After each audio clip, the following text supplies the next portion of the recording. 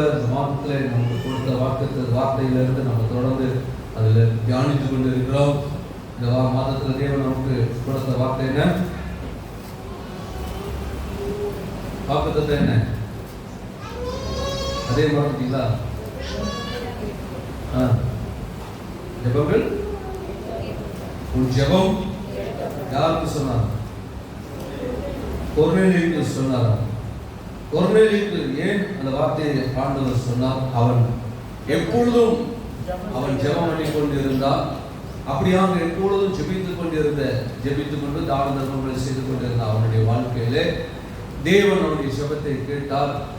ஜெபத்தை கேட்டு ஆண்டவர் பதிலை தந்தார். அல்லேலூயா. அப்படியாக அவனுடைய அந்த ஜெபத்துக்கு தேவன் கொடுத்த பதில் என்ன? என்ன பதில் கொடுக்கப்பட்டது?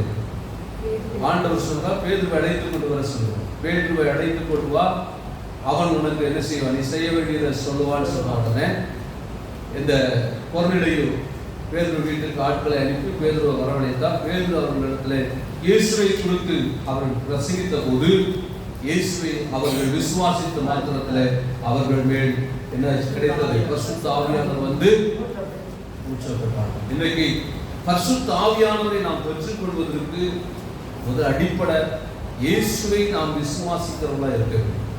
அல்லேலூயா. பல விதங்களிலே பரிசுத்த ஆவியை பெற்றுக்கொள்வதற்கு நூதனமான சில காரியங்களை செய்கிறார்கள். அதில் எனக்கு உடன்பாடே கிடையாது. சில பொருள் ஊதுவாங்க, அதில் கூட எனக்கு உடன்பாடு கிடையாது.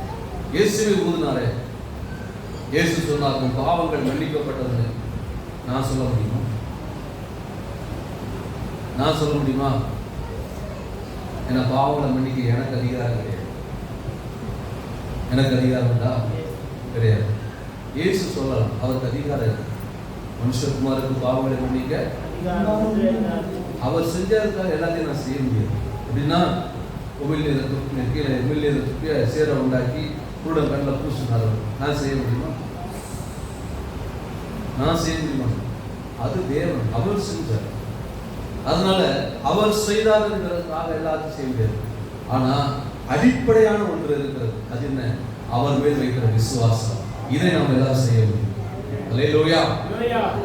அவரை நாம் விசுவாசம் வைக்கும் பொழுது அதன் மூலமா நாம் பரிசுத்தாவின் அபிஷேகத்தை பெற்றுக்கொள்ள முடியும். ஆகவே இந்த நாட்கள் இந்த பரிசுத்தாவினுடைய அபிஷேகம் எல்லாருமே ஊற்றப்படுவதற்காக நம்ம ஜெபிக்கிறது மாத்திரம் அல்ல. ஆண்டவராய் இயேசு கிறிஸ்துவை உங்கள் வாழ்க்கையில நீங்கள் விசுவாசிக்கும் பொழுது நீங்கள் ஒவ்வொருவரும் பரிசுத்தாவின் அபிஷேகத்தை பெற்றுக்கொள்ள முடியும். அல்லேலூயா. அப்படியாக கிறிஸ்துவில் வைக்கிற அந்த விசுவாசம் எப்படிப்பட்ட காரியங்களை நமக்கு செய்கிறது, அந்த விசுவாசம் எப்படிப்பட்ட கிரியைகளை நமக்கு செய்கிறது, எப்படிப்பட்ட ஆசீர்வாதங்களை நமக்கு கொண்டு வருகிறது என்பதை குறித்து கடந்த நாளிலே நாம் தியானித்த தேவன் நமக்கு உதவி செய்தார். அதை தொடர்ந்து நாம் இன்றைக்கும் சில காரியங்களை நாம் தியானிக்க இருக்கிறோம். ரோமர் எழுதிய நிருபம் 3ஆம் அதிகாரம் 3ஆம் வசனத்திலிருந்து வாசிக்கலாம். ரோமர் 3ஆம் அதிகாரம் 3ஆம் வசனத்திலிருந்து வாசிங்க.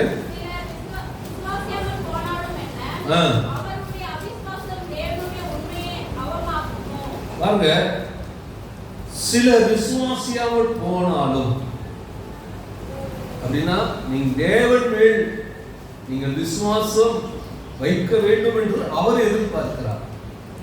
தேவன் மேல் என்று சொல்லும் பொழுது ஆண்டவராக இயேசு கிறிஸ்து தேவன். தன்னை அவர் தேவனா சொல்லியிருக்கிறாரா, கடவுளா சொல்லியிருக்கிறாரா அப்படின்னு கேட்கிறது. ஆனா தேவனுக்கு சமமாக அவர் கருதப்படுகிறார். அவர் பல இடங்களில் அவரை சொல்லியிருக்கிறார். யோவான் 14:1 வாசிக்கும் போது தேவனிடத்தில் விசுவாசமாயிருங்கள், என்னிடத்தில் விசுவாசமாயிருங்கள். ஏன் அப்படி சொல்லியிருக்கிறாரு? அவர்கள் யூதர்களை பொறுத்த வரைக்கும் தேவனிடத்தில் அவர்கள் விசுவாசம் உள்ள ஜனங்கள், தேவனை விசுவாசிக்கிறவர்கள் யூதர்கள். ஆகவேதான் இயேசு சொல்லுகிறார், என்னிடத்திலும் விசுவாசம், நானும் தேவன். ஆகவே இயேசு தான் தேவன் என்று பல இடங்களிலே தன்னை வெளிப்படுத்த இருக்கிறார். ஆகவே சொல்கிறார், சிலர் அவர் மேல் விசுவாசம் வையாமல் போனாலும் விசுவாசம் வைக்காத அவருடைய அவிசுவாசம் தேவனுடைய உண்மையை என்ன செய்யாது? அவமாக்காது. அல்லேலூயா. விசுவாசிக்கிறவர்களுக்குள் அது பலன் செய்கிறது. யார் யார் தேவனிடத்தில் விசுவாசம் வைக்கிறார்களோ, விசுவாசம் வைக்கிறவர்கள் மேல், விசுவாசிக்கிறவர்கள். இன்னைக்கு பிள்ளைகள் நிறைய சாட்சி சொன்னாங்க. நிறைய கேள்வி இருக்கிறது பாஸ்டர், நிறைய காரியங்கள் எங்களுக்கு சந்தேகம் இருக்கிறது. நான் சொல்றேன், உங்க வாழ்க்கையில கேள்வி என்பது ஏதோ வாலிபர்களுக்குள்ள வரக்கூடிய ஒன்று மட்டும் அல்ல. நான் அப்படிதான் வாலிப நாட்கள் நினைச்சேன். நமக்கு மட்டும்தான் கேள்வி இருக்கும், மற்றவங்களுக்கு அந்த யாருக்குமே கேள்வி இல்லை. உங்களுக்கு 5 இருந்தால் அவங்களுக்கு 10 இருக்கும். இங்க கேள்வி இல்லாத ஆட்கள் யாராவது இருக்கிறீங்களா?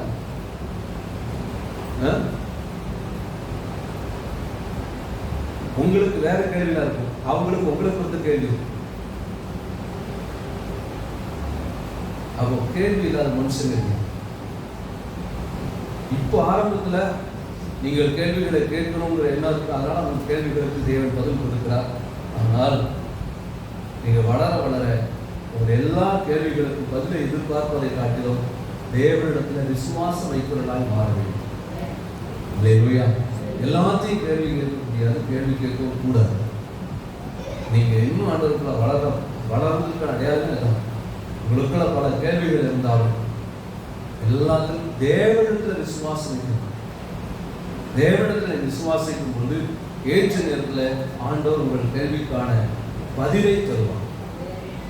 ஆனா நீங்க விசுவாசம் வையாமல் போனாலும் உங்களுடைய அவிசுவாசம் அவருடைய உண்மையை ஒரு நாளும் அவமாக்கி கூடாது.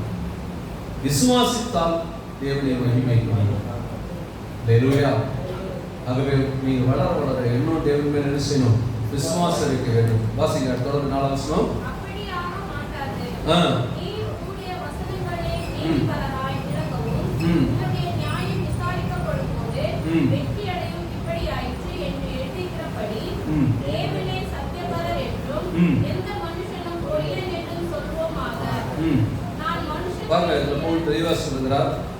தேவன் உண்மையுள்ளவர், அவர் சத்தியபரர். அவருடைய உண்மை ஒரு நாளும் அவமாக்கி போகாது. தேவனுடைய உண்மையை மனிதனுடைய அவிசுவாசத்தினாலே அவமாக்கி விட முடியாது, அவமாகவும் போகாது. அவர் உண்மையுள்ளவர். அவருடைய தேவனுடைய செயல்கள் எல்லாம் உண்மையுள்ளதாக இருக்கிறது, சத்தியம் உள்ளவைகளாக இருக்கிறது. நாம் விசுவாசிக்கும் பொழுது அவைகள் நம்ம வாழ்க்கையிலும் அது பிரதிபலிக்கிறது, நிறைவேறுகிறது. நாம் விசுவாசியாமல் போனால் அந்த உண்மையை, அவருடைய சத்தியத்தை ஒரு மனிதன் செய்ய முடியாது, அவமாக்கி விட முடியாது. ஏனென்றால் தேவன் சத்தியவதர், மனிதர்கள் எல்லாம் பொய்ய. வாசிங்க.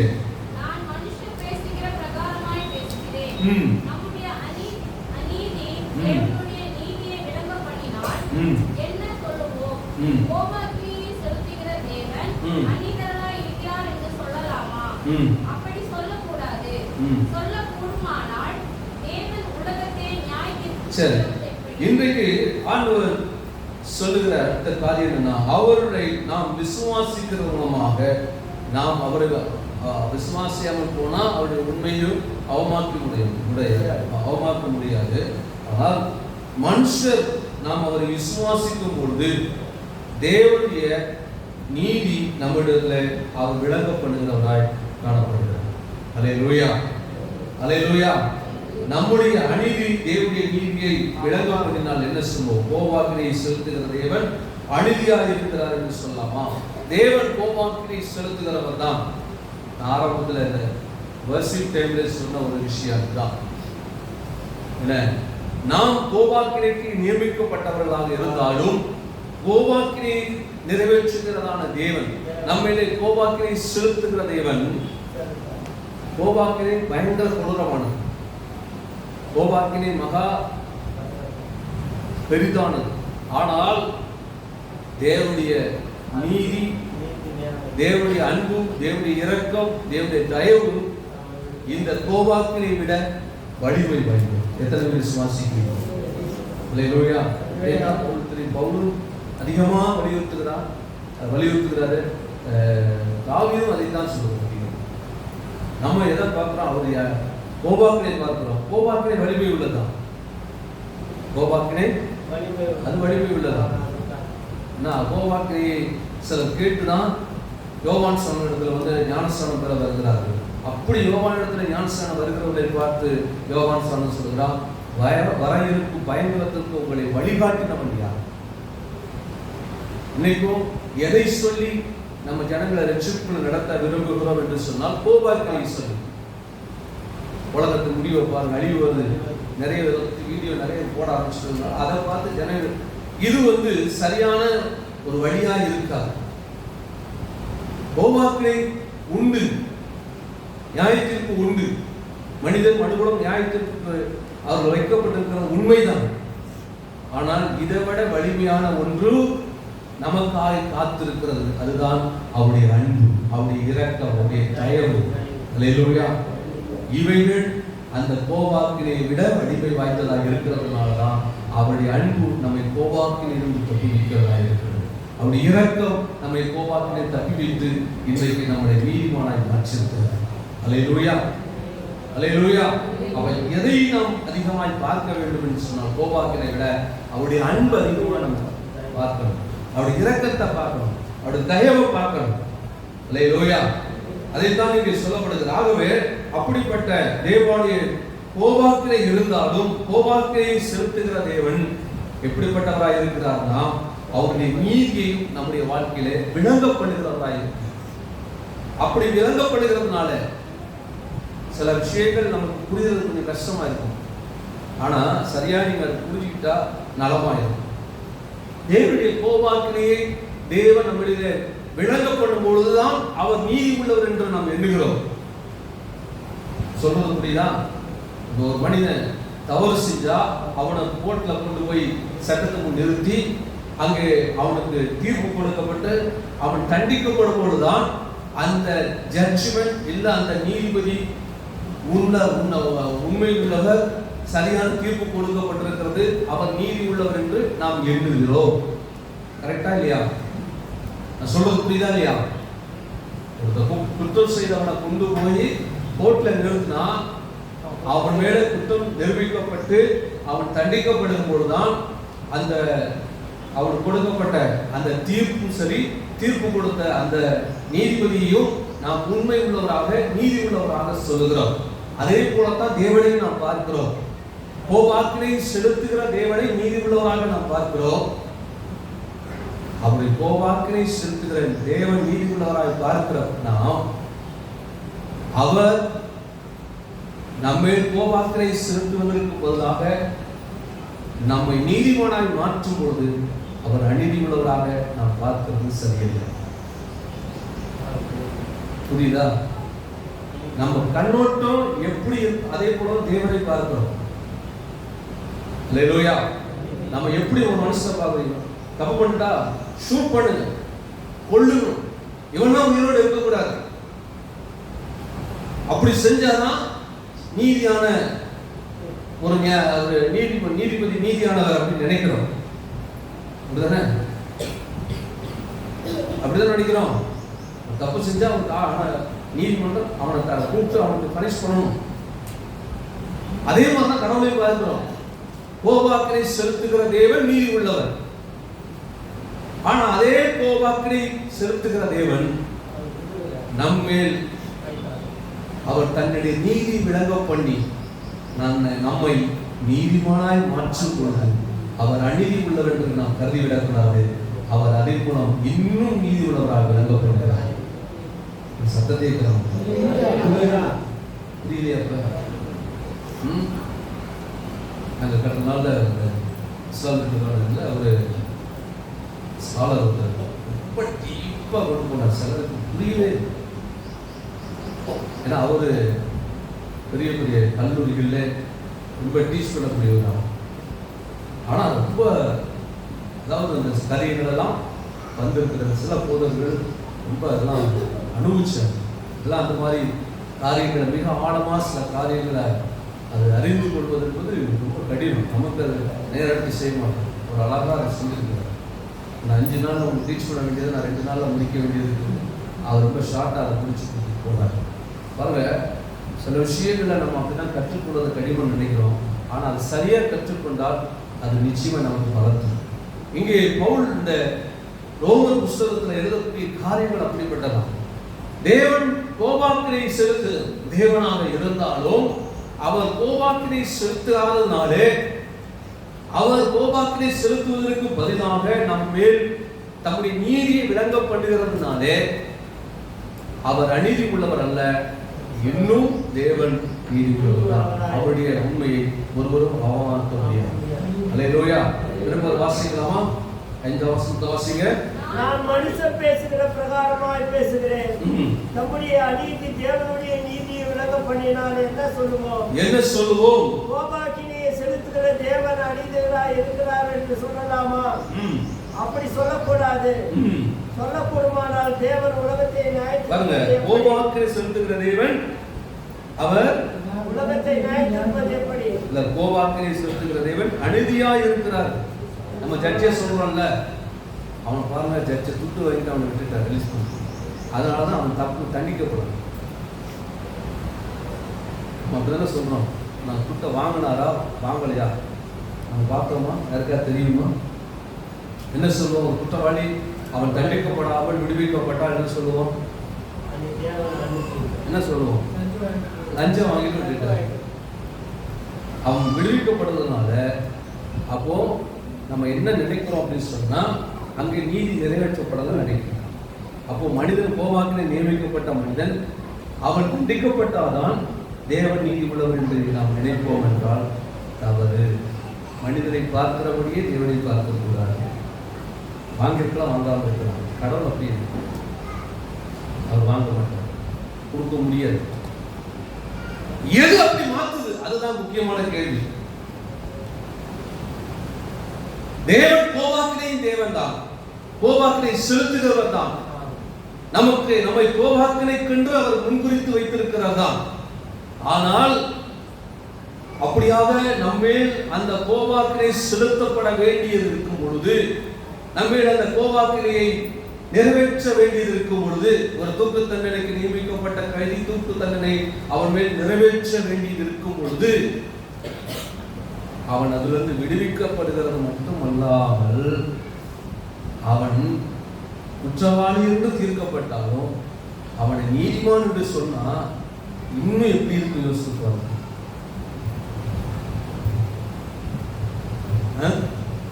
குற்றவாளி என்று தீர்க்கப்பட்டவனை நம் குற்றவாளிதான் சொல்லுவோம். ஆனா குற்றவாளி என்று தீர்க்கப்பட்டவனை இப்பொழுது வேதம் எப்படி சொல்லுகிறது? உங்களே என்ன எப்படி சொல்லுது? அவன் நம்ம யார்? நீதிமான், குற்றவாளி தான். ஆனா இப்போ நம்ம யாராக பார்க்கப்படுகிறோம்? எப்படி அழைக்கப்படுகிறோம்? இப்போ நம்ம உள்ள இருந்துட்டு சொல்றதுனால இது ஓகே. இப்போ நான் ஒரு குற்றவாளியா தண்டிக்கப்பட வேண்டிய இடத்துல தண்டனைக்கு உள்ளானா அதுல இருந்து விடுவிக்கப்பட்ட பொழுது நான் சொல்லுவேன், சொல்ல முடியும் தைரியமா, அந்த நீதிபதி நல்ல மனுஷன். ஆனா வெளியில இருக்கிறாங்களே அவங்க என்ன சொல்லுவாங்க? இப்ப நான் வெளியில இருந்தா என்ன சொல்லுவேன்? கோபாக்கினை தேவன் அநீதி உள்ளவர், அப்படிதானே? ஆனா கோபாக்கினை தேவன் அவர் எப்படி மாத்துறாரு? நம்மள குற்றவாளியா இருந்த குற்றவாளியை நம்ம குற்றவாளியிலிருந்து விடுவித்தது மட்டுமல்ல, குற்றவாளி என்று அழைக்கப்பட்ட நம்மை அவர் விடுதலையாக்குறது மட்டும் அல்ல, நீதிமானாய் மாற்றுகிறார். இதை மாற்றக்கூடிய வல்லமை எதுக்கு இருக்கு? தேவனுக்கு இருக்கா? மாற்றக்கூடிய வல்லமை எதுக்கு இருக்குது? என்ன சொல்ல மாட்டேங்க? எதுக்கு இருக்கு? 5ஆம் அதிகாரம் முதல் வசனம் வாசிங்க. நான் மனுஷர் பேசுகிற பிரகாரமாய் பேசுகிறேன். இப்ப பாருங்க, சாதாரணமா புரிந்து கொள்ள விதமாக பவுல் சொல்லுகிறார். வாசிங்க. இவ்விதமாக நாம் விசுவாசத்தினால் நீதிமானாக்கப்பட்டபடியினால் நம்முடைய கர்த்தராகிய இயேசு கிறிஸ்துவின் மூலமாக தேவனிடத்தில் சமாதானம் பெற்றிருக்கிறோம். இந்த வசனத்தை நல்லா புரிஞ்சிருந்தீங்கன்னா, இந்த வசனத்தை வசனம் புரிஞ்சிச்சுன்னா நீங்க சும்மா இருக்க மாட்டீங்க. சொல்லணும்னா என்ன, இதற்காக தேவனை மகிமைப்படுத்தாமல் இருக்க முடியாது. என்ன சொல்லிருக்கிறது? இவ்விதமாய் விசுவாசத்தினாலே நீதிமானாக பாருங்களேன், நம்முடைய விசுவாசம் தேவன் மேல் இருக்கிற விசுவாசம் குற்றவாளிகள் என்று தீர்க்கப்பட்ட நாம், கோபாக்கினைக்கென்று நியமிக்கப்பட்ட நாம் இப்பொழுது கோபாக்கினத்தை விடுவிக்கப்பட்டவர்களாக மட்டுமல்லாம நம்முடைய விசுவாசம் நம்மை எப்படி மாற்றி இருக்கிறது? நீதிமான்களாய் மாற்றி இருக்கிறது. மாற்றி இருக்கிறோம், நீதிமானாக்கப்பட்டிருக்கிறோம். அப்படின்னா நம்முடைய கர்த்தராகிய இயேசு கிறிஸ்துவின் மூலமாய் தேவனிடத்திலே சமாதானம். எப்படிப்பட்ட கிருபையை பாருங்க. இதற்காக நல்ல ஒரு கரங்களை தட்டி ஆண்டவருக்கு மகிமை செலுத்த மாட்டீங்களா? நல்ல கரங்களை தட்டி ஆண்டவருக்கு மகிமை செலுத்துங்க. இதுதான் நம்முடைய விசுவாசத்தின் மூலமா நாம் பெற்றிருக்கிற ஆசீர்வாதம். அல்லேலூயா. நாம் விசுவாசத்தினாலே நாம் தேவனிடத்துல எப்படிப்பட்ட கிருபையை பெற்றிருக்கிறோம்? நீதிமானாக்கப்பட்டிருக்கிறோம். இதுக்கு காரணம் யாரு? காரணகர்த்தர் யாரு? ஆண்டவராகிய இயேசு கிறிஸ்து. அவர் மூலமாய் தேவனிடத்திலே நாம் என்ன பெற்றிருக்கிறோம்? சமாதானம் பெற்றிருக்கிறதுனால தான் நாம் இயேசு விசுவாசிக்கும் பொழுது கர்த்தராகிய இயேசு கிறிஸ்து மூலமா தேவனிடத்திலே நாம் சமாதானம் பெற்றிருக்கிறதுனால நாம் கோபாக்கினை நியமிக்கப்பட்டிருந்தாலும் அந்த கோபாக்கினை என்ன செய்கிறது? நம்ம நிறைவேற்றப்படாமல் குற்றவாளி என்று தீர்க்கப்பட்டிருந்தாலும் நம்ம நீதிமானாய் எவ்வளவு தூரம் அந்த கிருபை என்ன நம்ம தேவன் கிடைக்கிற விசுவாசம் நம்மளை மாற்றுது. பார்த்தீங்களா? அல்லேலூயா. ஒன்று கூட ஒரு விஷயம் கரெக்டாக அல்லேலூயா, அல்லேலூயா. நம்ம நீதிமானாய் மாற்று தேவனுடைய கிருபை மட்டும் இல்லை, நாம் அவர் அதாவது அவரை நாம் விசுவாசிக்க அந்த விசுவாசம் நம்ம என்ன செய்கிறதா? விதமாய் நாம் விசுவாசத்தினாலே நீதிமானாக்கப்பட்டிருக்கிறோம். அல்லேலூயா. அடுத்த வசனத்தை வாசிங்க. அவர் மூலமாய் நாம் இந்த கிருபையில் பிரவேசிக்கும் சாக்கியத்தை விசுவாசத்தினால் பெற்று நிலை கொண்டிருந்து தேவ மகிமை அடைவோம் என்கிற நம்பிக்கையினாலே மேன்மை பாராட்டுகிறோம். அல்லேலூயா. அந்த விசுவாசத்தினாலே நாம் என்ன அடைவோமா? தேவனுடைய மகிமை அடைவோம். பாருங்க, ஆண்டவர் இயேசு கிறிஸ்துவின் மேலே வைக்கிற அந்த விசுவாசம் நம்ம எப்படி மாற்றி இருக்கிறது? எப்படிப்பட்ட நிலையில நம்ம இருந்த நம்மளை நீதிமானாய் மாற்றி இருக்கிறது? குற்றம் செய்ய குற்றவாளி என்று தீர்க்கப்பட்ட நாம், கோபாக்கினைக்கு நியமிக்கப்பட்ட நம்மை அது நீதிமானாய் மாற்றி இருக்கிறது. இது எப்படி நம்முடைய வாழ்க்கையில அது பேலன்ஸ் செய்திருக்கிறது என்பதை குறித்து சில காரியங்களை நம்ம தொடர்ந்து வாசிக்க போகிறோம். 9ஆம் வசனம் வாசிங்க. இப்படி அவருடைய இரத்தத்தினாலே நீதிமான்களாக்கப்பட்டிருக்க கோபாக்கினைக்கு நீங்களாக அவராலே நாம் ரட்சிக்கப்படுவது அதிக நிச்சயம். இன்னொரு காரியத்தை சொல்ல பாருங்க, நாம் எப்படி எங்க கோபாக்கினைக்கு நாம நியாய தீர்ப்புக்கு நம்மை விடுவித்து நம்மை அவருடைய மேல் வைத்த விசுவாசம் அவர் ரத்தத்தினால் நம்மளை நீதிமானாக்கி இருக்கிறது உண்மையானால் நித்திய அழிவாகிய அந்த கோபாக்கினைக்கு நீங்களாக அவராலே நாம் ரட்சிக்கப்படுவது நிச்சயம். அல்லேலூயா. இதுல சந்தேகம் இல்லை. மற்றவங்கள மாதிரி இறைவனுக்கு சுத்தமானால் அப்படிலாம் கிடையாது.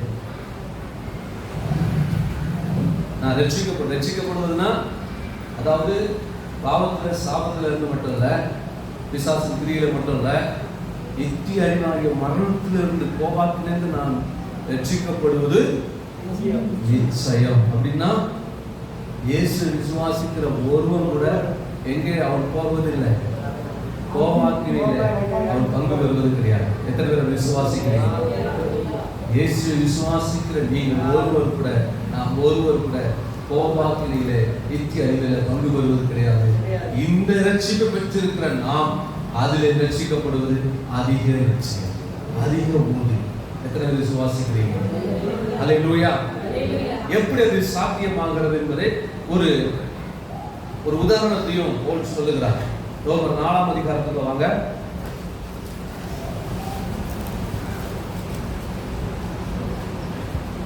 ரோமர் 4ஆம் அதிகாரம் 2ஆம் வசனத்தை வாசிக்கலாம். கிரியைகளினாலே நீதிமானாக்கப்பட்டானாகி மேன்மை பாராட்ட அவனுக்கு ஏது உண்டு? மேன்மை பாராட்ட ஏதுமில்லை. வேத வாக்கியம் என்ன சொல்லுகிறது? ஆபிரகாம் தேவனை விசுவாசித்தான், அது அவனுக்கு நீதியாக எண்ணப்பட்டது. எப்படி இது வருகிறது என்றால், ஆபிரகாம் தேவனை விசுவாசித்தான், அது அவனுக்கு எப்படி இது வருகிறது? இதெல்லாம் நடக்கா? இது சாத்தியமா? சிலர் கேட்கிறாங்க. அதாவது அன்னைக்கு பரிசேயர் சதுசேயருக்குள்ள பிரிவு உண்டு. சில உயிர்த்தெழுதலை நம்புகிறவர்கள், உயிர்த்தெழுதலை நம்பாதவர்களா இருந்தாங்க. இதெல்லாம் பயன்படுத்தி போன அழகா சில இடங்களில் பேசுகிறத பார்க்க முடியாது. அதே மாதிரி இன்றைக்கும் உயிர்த்தெழுதலா அப்படி ஒன்று கிடையாதுன்னு சொல்லக்கூடிய ஆட்கள் உலகத்தில் இருக்கிறாங்க, மற்ற மார்க்கத்தில் இருக்கிறாங்க, கிறிஸ்தவத்தில் இருக்கிறாங்க. அதெல்லாம் எப்படி நடக்கும்? நமக்கு உயிர்த்தெழுதல் நடக்கும்போது இந்த உலகம் அப்பவும் உயிர்த்தெழுதலை நம்பாது. அப்பவும் உயிர்த்தெழுதலை நம்பாது. உயிர்த்தெழுதல் நடக்கும்போது ஏனோக்கு அவன் தேவனோடு செஞ்சிருந்தான், காணப்படாமல் போனான். அப்போ உயிர்த்தெழுதல் நமக்கு நடக்கும்போது, இயேசுடைய ரகசிய வருகையிலே சபை எடுத்துக்கொள்ளப்படும் போது, இந்த உலகத்துல என்ன தோன்றுனா நம்ம உயிர்த்தெழுதல் தெரியாது, அவங்களுக்கான இவங்களுக்கான அவங்களுக்கான தேடுவாங்க.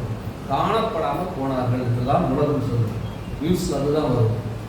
ஆனா அதுதான் என்னது? உயிர்த்தெழுதல். அப்ப எப்படி உயிர்த்தெழுதல் உண்டு என்று விசுவாசிக்காதவர்களுக்கு ஒரு உதாரணம் சொல்லணும்னா ஏனோக்கு. அதே மாதிரி தான் எப்படி ஏனோக்கு காணப்படாமல் போனாலும் அதே மாதிரி ஒரு நொடி பொழுதே நாம் மறுபடியும் ஆகும் என்று சொல்லி கொலோசியர்ல 1 தெசலோனிக்கேயர் 4ஆம் அதிகாரத்திலே பவுல் சொல்லுகிறதை நாம் வாசிக்க முடியும். அதே மாதிரி தான் எப்படி நாம் நீதிமானாக்கப்படுவோம் என்று கேட்கிறவர்களுக்கு பவுல் இங்கே சொல்லுகிறார், ஆபிரகாம் தேவனை விசுவாசித்தார், அது அவனுக்கு. ஏன்னா இது யூதர்களுக்கு புரியணும்னா அவங்க தலைவர் அவங்களுடைய முற்பிதாவை தான் அவங்க டச் பண்ணணும். அப்பதான் அவங்களுக்கு ஈஸியா புரியும். ஏன்னா அவங்க முற்பிதாக்களை பத்தி அவங்களுக்கு அறிவு உண்டு. அவங்க முற்பிதாக்களை குறித்த காரியங்களை யூதர்கள் அறிந்து வைத்திருந்தாங்க. அதனால இந்த செய்தி அவங்களுக்கு ரொம்ப ஈஸியா அவங்களுக்கு தெரியும். ஆபிரகாம் தேவனை விசுவாசித்தான், அது நீதியாக எண்ணப்பட்டதுங்கிற செய்தி அவங்களுக்கு ஈஸியா அவங்களுக்கு தெரிந்த ஒரு விஷயம். இப்ப நம்ம சபைக்குள்ள பேசுகிற சில காரியங்கள் எல்லாம் வெளியில பேசும்போது வெளியில இருக்க ஜனங்களுக்கு புரியாது. வெளியில இருக்கிறவங்களுக்கு அது நமக்கு புரியும். ஆனா வெளியில சிலருக்கு சில இடங்கள்ல ஒவ்வொரு சபைக்கு வித்தியாசம். உத்தார கடவோ அமர கடவோன்னா சிலருக்கு அது கூட புரியாது. சில இடங்கள்ல புரியும். அது பழகிடுச்சு. அதே மாதிரி யூதர்களுக்கு பழகின விஷயம். ஆபிரகாமை குறித்து பேசுறது எல்லா இடங்களையும் வரும். புதிய ஏற்பாட்டில் பல இடங்களில் ஆபிரகாமை குறித்து பல சீஷர்கள் அப்போஸ்தலர் சொல்லுவாங்க. ஸ்தேவான் சொல்லியிருக்கிறார், பேதுரு சொல்லியிருக்கிறார். ஏன் அப்போஸ்தலர் அதை ஆபிரகாமை பேசுறாங்கன்னா, ஆபிரகாமை பற்றி சொன்னா ஈஸியா புரியும். இயேசுக்கிற பல இடங்களிலே ஓமைகளாக பேசும்போது கேட்கிறாங்க சீஷர், ஏன் ஓமைகளா பேசுறீங்க? அவங்களுக்கு புரியாதுயா, டைரக்டா பரலோக ராஜ்யத்தை பத்தி பேசினா புரியாது, அதனால ஓமைகளா பேசுகிறேன் அப்படின்னு ஆண்டவர் சொல்றாரு. அதே மாதிரி இங்கே ஆபிரகாமை குறித்து சொல்றார், அவன் விசுவாசித்தான், அது அவனுக்கு நீதியாக எண்ணப்பட்டது. இப்ப நமக்கு இது புரியாது. ஏன்னா நம்ம ஆபிரகாமை பத்தி கேள்விப்பட்டது அதிகமா, நம்ம அதை குறித்து அறிந்து கொண்டிருக்கேன். பைபிளை வாசிக்கணும், அவ்வளவுதான். பைபிளை வாசித்தது மூலமா அறிந்து கொள்ளுகிறதா. ஆனா அவங்க ஆபிரகாமுடைய சந்ததி அறிந்து கொள்ளுகிறது மட்டுமல்லாம அதுவே மிக ஆழமாய் விசுவாசிக்கக்கூடியவர்களாக இருக்கும். இப்போ வேறு பல காரியங்களை சமுதாயத்தில் நடக்கிறது, உலகத்தில் நடக்கிற பல விஷயங்களை குறித்து நான் சொல்லுகிறதை காட்டிலும் உங்க ஃபேமிலிக்குள்ள, உங்க குடும்பத்துல, உங்க சந்ததிக்குள்ள இருக்கிற சில விஷயங்களை பேசினா உங்களுக்கு ஈஸியா புரிய. அதை பத்தி முதல்ல நல்லா தெரிந்திருக்கும். ரெண்டாவது அது மேல ரொம்ப உங்களுக்கு ஆழமான நம்பிக்கையும். சில மாறா எதிராக பேசினா, ஏன் பாஸ்டர் என் குடும்பத்தை பத்தி அப்படி பேசுறீங்க? ஏன்னா உங்களுக்கு அவங்க தவறு செஞ்சாலும் உங்களுக்கு அதுல ஆழமான நம்பிக்கை உண்டு. உங்க தாத்தாவோ உங்க அப்பாவோ அவங்களுக்கு மேல உங்களுக்கு என்ன உண்டு? நம்பிக்கை உண்டா இல்லையா? அவங்க கெட்டவங்க இருந்தாலும், அவங்க குடிக்கிறவங்களா இருந்தாலும், தப்பா பேசினா, எங்க தாத்தா எங்க அப்பா அவர் குடிக்கிறவங்க தான் பாஸ்டர், ஆனா ரொம்ப நல்லது, ஆனா ரொம்ப நல்லது. ஏன்? அறிவு மட்டுமல்ல, அவங்க மேல இருக்கிற அந்த விசுவாசம். இதைத்தான் பவுல் இந்த இடத்துல சொல்லுவாங்க. ஏன் ஆபிரகாமை குறித்து பேசுகிறார்னா, ஆபிரகாமை குறித்த அறிவும் உங்களுக்கு உண்டு. ஆபிரகாம் மேலே அவர்களுக்கு ஆழமான விசுவாசமும் உண்டு. அதனாலதான் சொல்றார் ஆபிரகாம் விசுவாசித்தான். இது எப்படி நடக்கும் அப்படின்னா, ஆபிரகாம் விசுவாசித்தான், அது அவர்களுக்கு. அதே மாதிரிதான் நம்ம வாழ்க்கையில எப்படி நீதியாய் மாறும். ஏன்னா யூதர்களுக்கு கேள்வி, ஆபிரகாம் விசுவாசிக்கிறது வந்து அவர்களுக்கு பழகின ஒரு விஷயம், இயேசு விசுவாசிப்பது புதிதான அனுபவம். ஆபிரகாம் விசுவாசித்தான். இயேசு யாரு? இயேசு யாரியா? அவர் யோசேப்பு மகன், மரியாள் யோசேப்பு மரியாளுக்கு மகன். ஆபிரகாம் முற்பிதா, பிதாங்க அவனை அழைத்திருக்கிறார். யெகோவா தேவன் அவனை அழைத்திருக்கிறார். யெகோவா தேவன் அவனை நடத்தினார், பெருக பண்ணார், அவன் சந்ததிக்கு தேசத்தை கொடுத்தார். இந்த ஆள் யாரு அப்படிங்கப்பட்ட சரியான இயேசுவின் மேல் விசுவாசம் இல்லாத ஜனங்கள் அவர்கள்.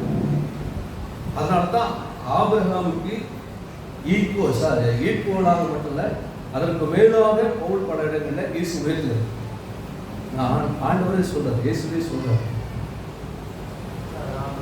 நான் ஆபிரகாம் இருக்கும் அவனே நாட்களை காண ஆசையா இருந்த கண்டான். இவங்களுக்கு ஒரே தலை சுத்துது.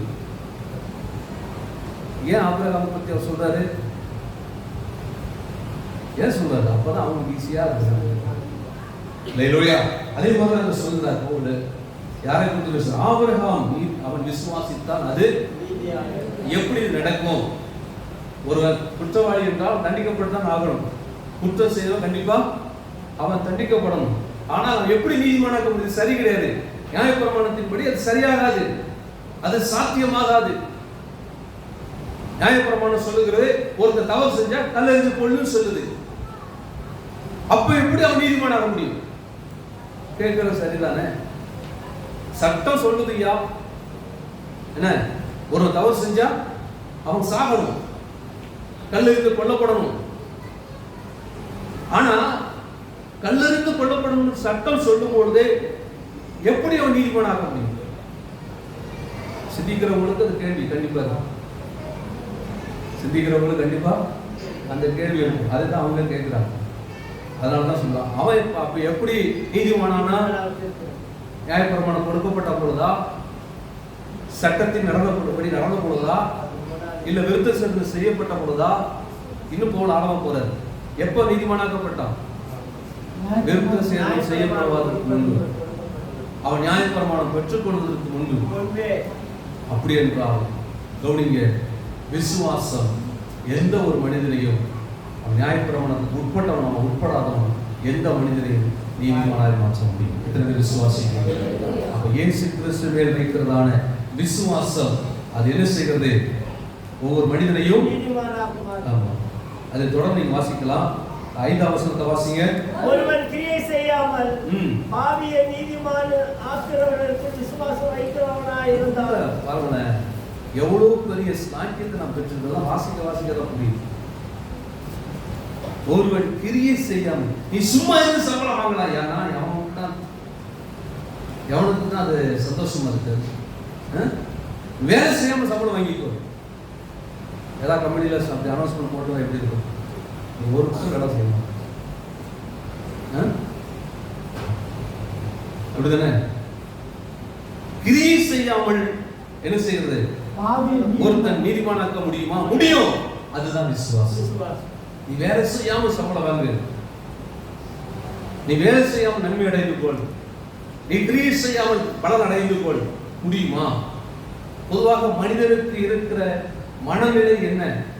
நாம் இதில் இருக்கிறது எல்லாத்தையும் நான் சொல்றதுக்கு எனக்கு நேரம் இல்லை. சில விஷயங்களை ஷார்ட்டா சொல்றேன். மனிதனுக்கு இருக்கிற மனநிலை என்ன அப்படின்னு சொன்னா, தன் கிரியினால் மனிதன் தன்னை நீதிமானாக்க, அவன் நீதிமான காண்பிக்க விரும்புகிறான். எப்படி யூதர்கள் தங்களுடைய கிரியினால் நீதிமானாக அவர்கள் காண்பிக்க விரும்பினார்களோ, அதே போல இன்னைக்கு மனிதன் தன்னுடைய கிரியினால்.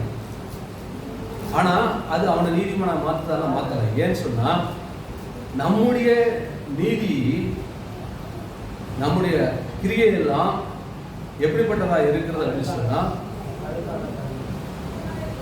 சுய நீதி உடையதா இருக்கு.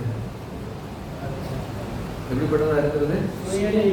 சுய நீதி உடைய, அதாவது தேவன் எதிர்பார்க்கிற நீதியை செலுத்தாமல் நம்முடைய சுய நீதியை கொண்டு அங்கே நிலைநிறுத்துற அப்படின்னாலே நாம் நீதிமானாக்கப்படுவது. யூதர்கள் அதை தான் செஞ்சாங்க. இன்னைக்கு மனிதன் மனுகுலம் செய்கிற ஒரு காரியம் தான். இன்னைக்கு நான் என்ன சுய நீதி எனக்குள்ள இருக்கோ, நான் மரக்கறி தான் சாப்பிடுவேன், அதுதான் சுய நீதியை கொண்டு போய் கடவுளுக்கு தான் நிறுத்துறேன். ஆனா கடவுள் அதை என்ன எதிர்பார்க்கிறாருன்னா இல்லை. புரியுதா உங்களுக்கு? நான் மாமிசம் சாப்பிடாம மரக்கறியை மட்டும் சாப்பிடுறதான் நீதி நான் நினைக்கிறேன். இதை கொண்டு போய் கடவுளுக்கு கொண்டு நிறுத்துறேன். ஆனா கடவுள் அதை நீதியா பார்க்கிறாருன்னா இல்ல. இன்னைக்கு மனிதன் செய்கிற தவறு அதுதான்.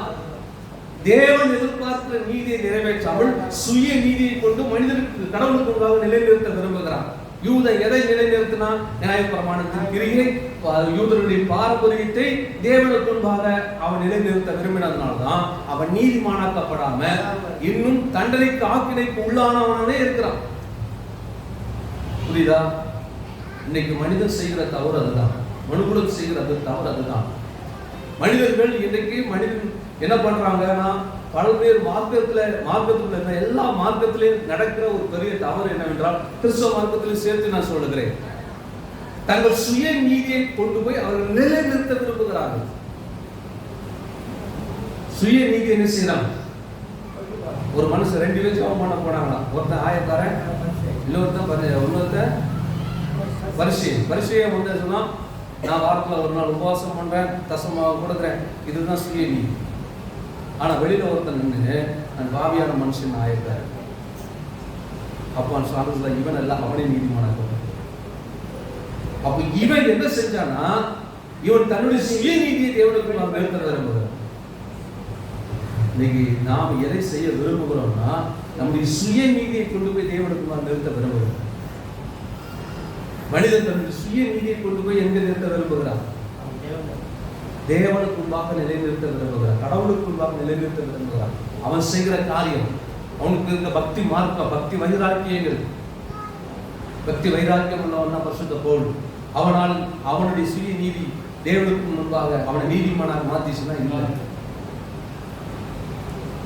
மனிதர்கள் நம்ம செய்கிற கிரியை, நம்ம என்னென்னலாம் இன்னைக்கு மனசுல தோன்றோம், நம்ம விரும்புறதை தான் இன்னைக்கு கடவுளுக்கு முன்பாக நம்ம நீதியா நிறுத்த விரும்புகிறோம்.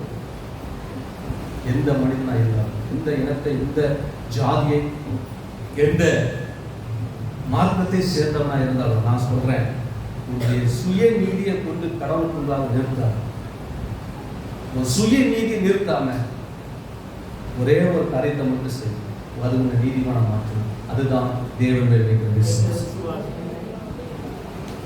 அல்லேலூயா. ஆவியை நீதிமான ஆக்குற இயேசு கிறிஸ்து மேல் நீ விசுவாசம் வைத்தால், நீ கிரியை செய்யாமலே நீ நீதிமானாக்க. நியாயப்பிரமாணத்தின் கிரியையினால் நீதிமானாக்க அன்னைக்கு யூதர்கள் வகை தேடினாங்க. அதான் பவுல் சொல்றார், கிரியை நீதிமானாக்க வேண்டியது மாற்றாது. ஏன்னா அந்த கிரியைப்படி பார்த்தா அவன் தண்டனைக்குள்ளவனா தான் இருக்கணும். ஆனால் இயேசு மேல் அதாவது கிரியை செய்யாமல் பாவியை நீதிமானாக்கிறவனிடத்துல விசுவாசம் வைக்கிறவனா இருந்தால் அவனுடைய விசுவாசமே அவனுக்கு. அப்போ எப்படி அது நடக்கும், இது எப்படி சாத்தியம் அங்கிறதுக்கு தெளிவா பவுல் கொடுக்கிறார். எப்படி ஒரு மனிதன் நீதிமானாக்க முடியும்? அவன் பாவின்னா பாவி தானே, பாவின்னா தண்டிக்கப்பட வேண்டியது தானே அப்படிங்கிறதுக்கு தான் பவுல் சொல்லுகிறார். பாவியால் நீதிமானாக்கிறவனிடத்துல விசுவாசம் வைத்தாலே அவன் கிரியை செய்யாமல் எந்த நியாயப்பிரமாணத்தின் கிரியை வெளிப்படுத்த வேண்டிய அவசியமே இல்லை. நீ எந்த பரிகாரத்தையும் செய்ய தேவையில்லை. நீ அவரிடத்தில் வைக்கிற விசுவாசம் உன்னை என்னவா மாற்றுகிறதா? உன்னை நீதிமானாய் அது மாற்றும். அல்லேலூயா, அல்லேலூயா. அதே போல 19ஆம் வசனம் வாசிங்க, 5ஆம் அதிகாரம் 19ஆம் வசனம் வாசிங்க. பாருங்க, இன்னும் தெளிவா சொல்லுகிறார் போல, ஒரு மனுஷனுடைய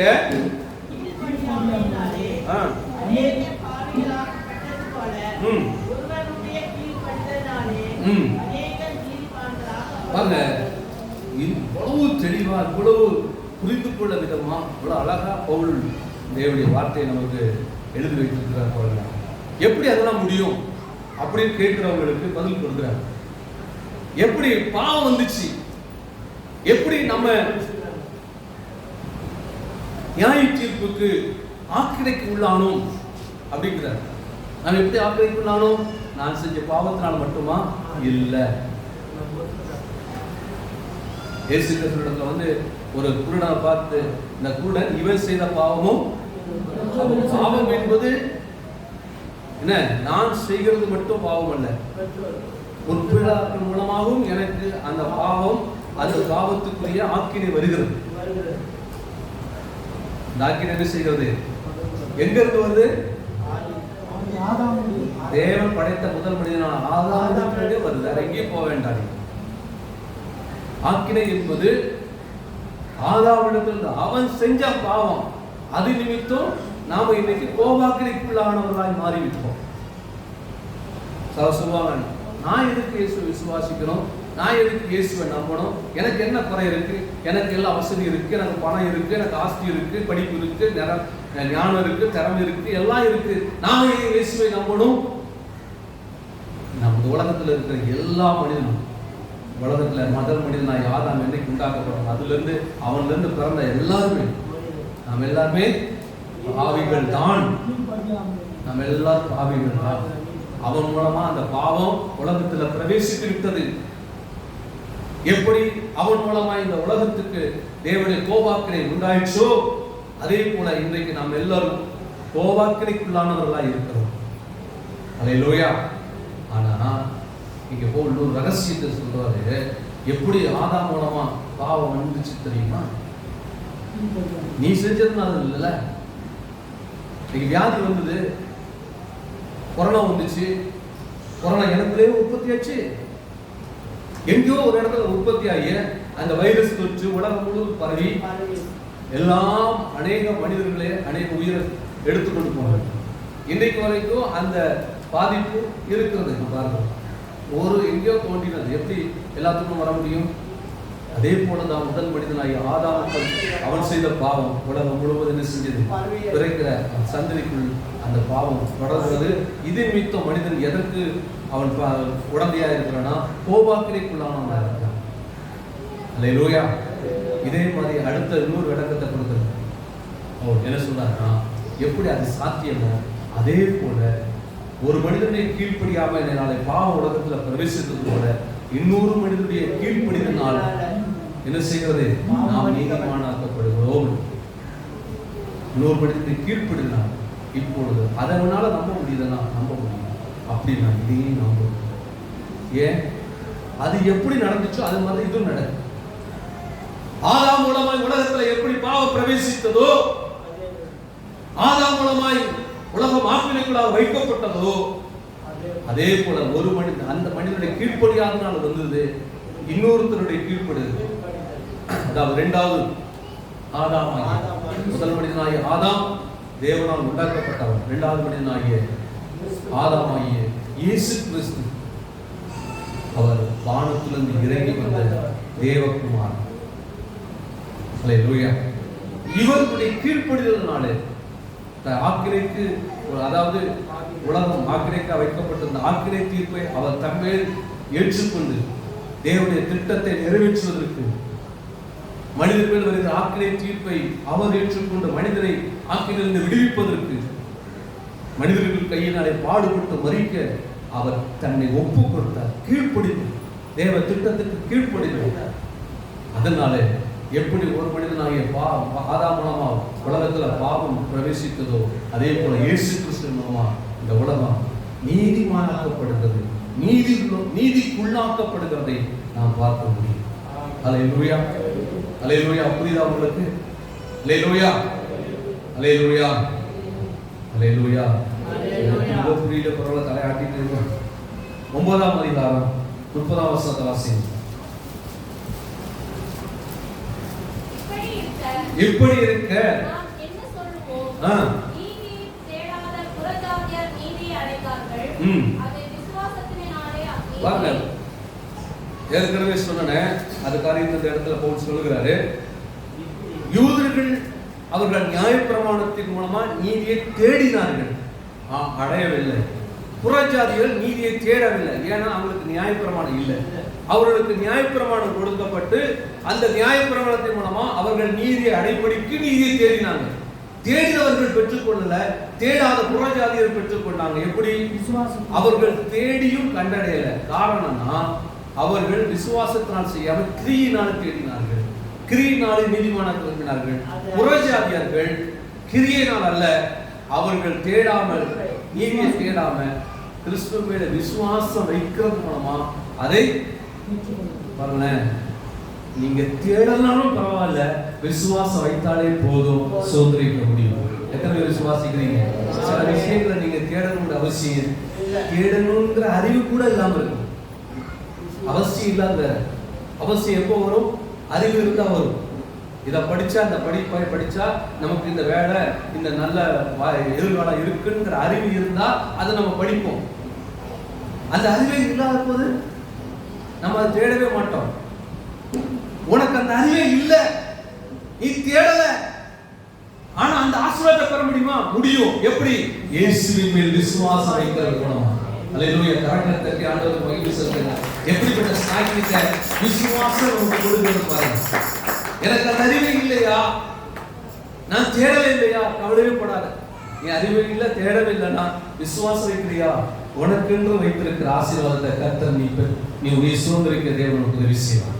அல்லேலூயா. விசுவாசத்துக்கு அவ்வளவு பவர் இருக்கு. விசுவாசத்துக்கு அவ்வளவு பவர் இருக்கு. நீங்க வீட்டுல போய் வாசித்து பாருங்க. நான் ஒரு சில வசனங்களை சொல்லி முடிக்கிற 10ஆம் அதிகாரம் 3ஆம் வசனத்தை வாசிங்க. அவர்கள் தேவ நீதியை அறியாமல் தங்கள் சுய நீதியை நிலைநிறுத்த தேடினபடினால் தேவ நீதிக்கு இதை ஏற்கனவே நான் சொன்னதான். சரி, அடுத்தது 11ஆம் அதிகாரம் 15ஆம் வசனத்தில் வாசிங்க. அவர்களை தள்ளிவிடுதல், உலகத்தை ஒப்புரவாக்குதலாய் இருக்க அவர்களை அங்கீகரித்துக் கொள்ளுதல் என்னமாய் இருக்கிறது. சரி, இதை நம்ம அடுத்த வாரத்தில் தியானிக்கிறோம். கொஞ்சம் நல்லா நேரம் எடுத்தோம், தியானித்தா நல்லா இருக்கும். சரி, இதோடு நான் முடிக்க விரும்புகிறேன். பாருங்க, நான் சொன்னேன், இயேசுவின் மேல் நாம் விசுவாசிகளாய் மாற வேண்டும். கிறிஸ்துவில் விசுவாசம் வைக்கிறவர்களாய் மாற வேண்டும். ஏன் கிறிஸ்துவில் விசுவாசம் வைக்கலாய் மாற வேண்டும்? நமக்கு மீட்பு கிடைக்கும்படிக்கு, நாம் மீட்படையும்படிக்கு. எந்த மீட்பை அடையும்படிக்கு? இந்த உலகத்திலே நமக்கு பாவத்திலிருந்து, சாபத்திலிருந்து, பிசாசின் வல்லமையிலிருந்தும் நமக்கு மீட்பு கிடைக்கும்படிக்கு. இரண்டாவது, நித்திய மீட்பு கிடைக்கும்படிக்கு. மூன்றாவது, இன்னைக்கு நம்ம பார்த்த காரியம் என்ன? நீதிமானாக்கப்படுகிறோம். கிறிஸ்துவின் விசுவாசம் வைக்கிறது மூலமா நாம் யாரா மாற்றப்படுகிறோம்? நீதிமானாக்கப்படுகிறோம். அது எப்படி நமக்கு நடக்கிறது, எப்படி சாத்தியமாகிறது என்பதை குறித்து நம்ம பார்க்கிறோம். ஆகவே இப்படிப்பட்ட விசுவாசத்தை கர்த்தர் இன்றைக்கு நமக்கு தந்திருக்கிறார். இந்த விசுவாசத்துல நாம் இன்னும் நிலைநிற்பதற்கு, பெருகுவதற்கு தேவன் நமக்கு கிருபை தருவாரா? எல்லாரும்